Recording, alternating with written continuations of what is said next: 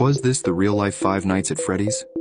In the early 1960s, a man named Stanley Cupp opened up a theme park called Thrilltopia Land in Greenbow, Alabama. At first, the park was a success, but after a few weeks, the guest numbers declined rapidly due to the park's small size and lack of attractions.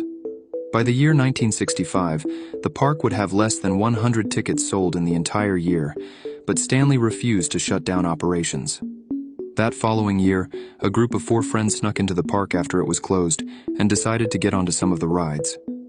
One of the rides they got on was a water ride with animatronics.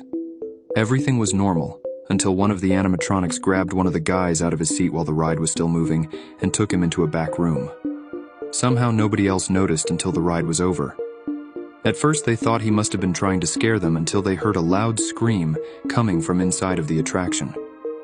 They would reach an employee-only door and enter inside and witness a man taking off a suit that they thought was an animatronic.